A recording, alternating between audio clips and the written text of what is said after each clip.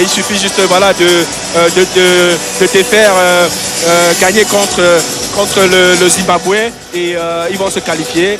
Mais... Voilà, un match qui aura tenu toutes ses promesses. Sekouna, les pharaons, bunkérisés dans leur pyramide, ont résisté aux assauts des Bafana Bafana. Ah oui, l'Égypte est en train de nous apprendre, ou bien l'Égypte nous a appris qu'il y a plusieurs manières de gagner un match. Oui. Même quand on est réduit à 10, on peut jouer dos rond et on peut par moment sortir sur les transitions grâce à une palette technique extraordinaire de Mohamed Salah. Oui. On a vu sur 2 passes déjà, l'Égypte pouvait marquer un second but. Et de l'autre côté, les Sud-Africains, malgré qu'ils étaient en supériorité numérique, mais ils n'ont pas su profiter de cet avantage. Et grâce à qui? Grâce à la bonne organisation, mais aussi du talent de El Shenaoui à 37 ans. Et franchement, c'est l'homme du match, comme on l'a vu. Oui, c'est vrai. Mais je pense que, étant réduit, il est parvenu franchement à rassurer la défense et toute son équipe. Et voilà pourquoi l'Égypte a finalement maintenu son avantage et en s'imposant sur le score d'1-0.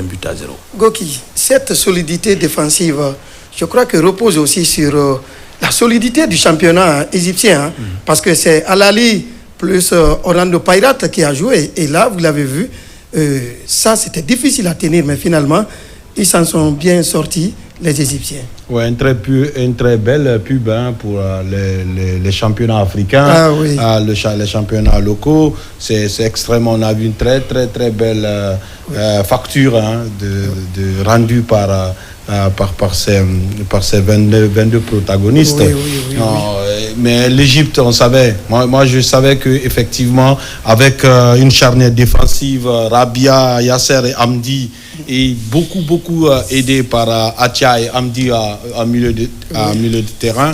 Donc voilà, l'Égypte a su compter sur l'expérience, et il l'a dit avec Mo Salah qui a quand même mis tout le monde d'accord encore sur ce match. Vous mettez Mo Salah en filigrane. Je crois qu'il y a le gardien El Shenaoui bien sûr. Qu'il faut aussi également ressortir les prouesses, parce que là, n'eût été sa sérénité à un moment.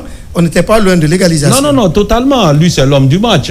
Mais vous savez, le gardien, on l'a dit, que ça soit du côté des Bafana, Williams aussi a sorti des arrêts, à 10 contre 11, mais il a sorti des arrêts, il a sauvé. Donc on avait aujourd'hui en face quand même 2 mondialistes, donc qui comptent sur 2 très grands gardiens. Et El Shenaoui, il a quand même brillé de 1000 feux sur ce match-là. Mais dans l'entrejeu, il faut quand même noter la prouesse technique des joueurs, parce que moi je pensais que le changement, il allait sortir quand même Salah et garder Mahmoud. Mais bon, Assam Ossam a parié sur un peu l'efficacité, un peu... Justement. Voilà. Et il n'a pas eu tort, parce que Salah, il a laissé 2 passes décisives. Ça pouvait faire mousse. Oui. Mais bien sûr. Il n'est pas resté pour rien. Il n'est pas resté. C'est ce que je disais. Sur l'expérience, il a misé Osam Assam en maintenant Salah, mais à la fin, il a sorti Salah. Il est l'homme du match. On voit sur notre moniteur. Voilà, il est l'homme du match. Toutes les vérités sont de même mère. Voilà, sont de même mère. Effectivement, je pense qu'il mérite amplement ce. Et aussi, il a noté, les joueurs ont fait 2 ronds. Ils ont repoussé, ils ont garé le bus derrière, mais pas que le bus derrière. Par moment, en transition rapide, justement. Nous avons vu, l'une aurait été même un peu les arrêts de Williams. Bon, l'Égypte aurait dû faire le break. En tout cas, un match plaisant, un match vivant, un match très intéressant, un match qui quand même fait honneur à la Coupe d'Afrique des Nations. Surtout au championnat africain. Parce que c'est les joueurs locaux qui sont joués aujourd'hui à 95%. Mais bien sûr. Je pense que l'avenir du football africain peut aussi résider dans nos championnats locaux. Mais tout à fait, tu l'as très bien mis en exergue depuis le début de cette émission. Justement. Il faut construire des infrastructures, il faut ramener le football à l'école, il faut en tout cas être patient, construire, et ça donne. Aujourd'hui, nous avons vu toutes ces grandes nations-là, c'est des grandes nations patientes qui ont construit le football à la base et qui aujourd'hui peuvent compter. On a 2 confrontations comme ça, 2 réussites vraiment de championnats africains qui ont montré à la face quand même du monde, parce que la Coupe d'Afrique est regardée partout et que le championnat africain quand même regorge de talent et bravo, c'est une très belle publicité quand même.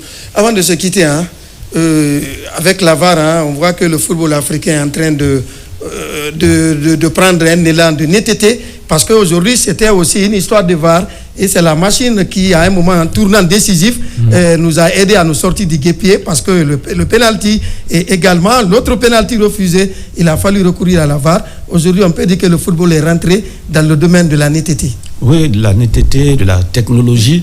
Et moi, je félicite l'arbitre burundais, M. Pacifique. Franchement, il est resté du marbre.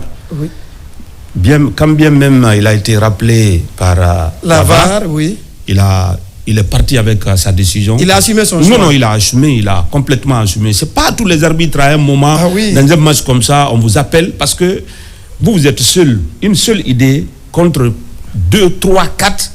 Et personne, c'est très très difficile, mais il a gardé la sérénité pour dire oui, il n'y a pas de pénalité. Moi, honnêtement, j'étais de même avis que lui. Je vous ai dit quand on regardait le match, d'abord la main, j'ai vu un tout petit peu la main au niveau de ce petit cercle qui surplombe voilà, j'ai vu un peu la main dedans. En plus, je me disais que le joueur n'avait pas le choix parce qu'il était presque... Là, il ne peut pas contrôler son mouvement là quand il doit tomber. Je me disais ça. Surtout que dans l'ancien règlement, on disait qu'un joueur en tombant ne commet pas de faute. Mais après, ça change. C'était limite. Et là où, c'est-à-dire que...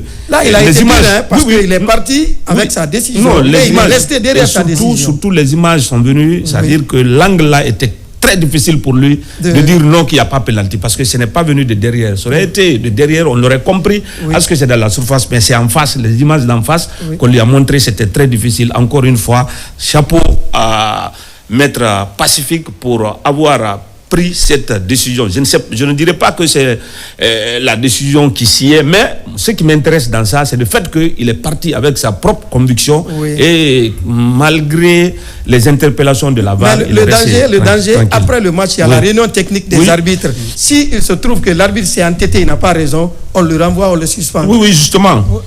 C'est la règle. Oui, c'est la règle. La VAR n'impose rien à l'arbitre. On dit, nous on a regardé, on a vu ça, mais venez vous-même asseoir votre conviction. Mais après le match, il y a une autre revue du match, technique des arbitres et des responsables des arbitres. S'il se trouve que vous n'avez pas raison, là, c'est la suspension, on vous renvoie de la CAN. Ah, mais totalement. Mais moi je l'ai dit, bon, c'est en filigrane, c'est moi qui le dis, mais il y avait un match dans le match. Moi, là où M. Pacifique, il a sauvé complètement le match, bon, il y a eu des faits de jeu de part et d'autre. Bon, comme on a dit, aujourd'hui, c'est d'entrée déjà, tous les regards étaient sur lui. Dans les tribunes, le match se jouait là-bas. Mosepe qui était présent. Effectivement. Il y a Mosepe qui était présent. Voilà, Mosepe était là, il est sud-africain. Donc, tout compte dans le foot, c'est intra et extra. Bon, encore une fois, je pense que ça n'enlève en rien à la saveur, à la qualité voilà, du spectacle. Ça faisait partie de l'électricité, de l'enjeu. Bon, on ne peut que s'en féliciter. Moi, j'ai trouvé que les deux équipes ont été quand même très, très tournituriantes. Et puis, bon, l'Égypte qui valide son ticket parce que voilà, les deux autres, leurs concurrents, ont fait match nul. Ce qui fait que mathématiquement, l'Égypte s'envole. Moi, 2 mondialistes, je suis quand même très pressé de les voir face à d'autres équipes, comment ça va se passer. Mais septuple champion d'Afrique, ce n'est pas pour rien. Ce n'est pas pour rien. L'Égypte a envoyé un signal fort aujourd'hui pour dire qu'ils ne sont pas morts. Ils ne sont pas en train de... Les pyramides restent encore solides. Ce que Siaga disait, en fait, aujourd'hui, on comprend que l'Égypte a un modèle. Et l'Égypte est jaloux de son modèle. C'est-à-dire donner une valeur au championnat local. Donner une valeur au championnat local. Tous les joueurs égyptiens, la plupart, comme il le disait, plus de 80% transitent dans le championnat local pour aller à l'extérieur. Là, déjà, il y a un vivier. Dans une équipe comme ça, qui qu'il soit, vous jouez dans n'importe quel club, vous avez envie de venir là parce que déjà il y a une base qui est là, qui est déjà faite, qui est solide. Je pense que c'est un exemple là pour nous autres d'investir dans notre championnat, de donner plus de valeur au championnat local. Il faut choisir dans la vie, c'est une question de choix. Aller à chaque fois prendre des professionnels qui sont en 4e, 5e division, division nationale. Pendant ce temps, on a un championnat local. Il y a lieu, comme l'Égypte est en train de le faire, il y a lieu. Comme l'Afrique du Sud est en train de le faire. L'Afrique du Sud est en train de le faire. Il y a lieu qu'on aille à cela. Moi, je pense que c'est encore plus facile que d'aller chercher des joueurs qui ne partagent le Sénégal pas. Aussi, hein, oui. Le Sénégal. Oui, sur la même voie. La même voie. Il y a, tu as vu les jeunes. Le Maroc. Oui. Le Maroc, justement. Avec des jeunes. En tout cas, moi, je pense aujourd'hui que, comme tu l'as dit, tu as bien fait de toujours noter ce point-là. Oui. Le football africain a changé complètement de visage. Vous savez qu'avant, on regardait les matchs totalement fermés, et c'était des matchs physiques, il n'y avait pas de combinaison, il n'y avait pas de tactique ni de technicité, mais aujourd'hui on voit vraiment un football sur les palettes, 2 entraîneurs haut de gamme, comme on le dit, Hugo Bros et Osam Hassan. Donc, qui connaissent le football. Oui, africain, la philosophie du football africain. Donc, on aura beaucoup à dire. On l'a dit avant, on le dira pendant et après, puisqu'il y a un deuxième plateau. Goki, le plaisir a été pour nous de vous retrouver. Hein. Oui, ça fait toujours plaisir de revenir. On pense qu'on va compter sur vous pour la deuxième rencontre. Oui, une rencontre encore qui va en tout cas faire parler d'elle-même entre le royaume chérifien et le Mali, comme on le dit, Maliba, 2 pays frères de la Guinée. 2 pays frères de la Guinée. Le Mali qui a un football basé sur le mental, le Maroc sur l'efficacité et puis l'esthétique. Donc, Serouna, il y a un plateau alléchant qui nous attend. Ah oui, on sera là, accompagner nos téléspectateurs, forcément. Voilà, mesdames et messieurs, c'était là le premier rendez-vous de la matinée. Vous avez suivi le premier match, un match haut de gamme entre 2 nations distinctives du football africain, parce que ça valorise le championnat local. Vous avez vu un football limpide, plein d'engagement, d'efficacité, d'esthétique, finalement, avec le résultat à l'appui. En deuxième heure, à 20h, heure de Conakry, on va suivre le match palpitant, déterminant pour le Mali et pour le Maroc, pour la deuxième sortie des équipes. D'ici là, on vous laisse en compagnie des programmes de la télévision nationale. À tout de suite.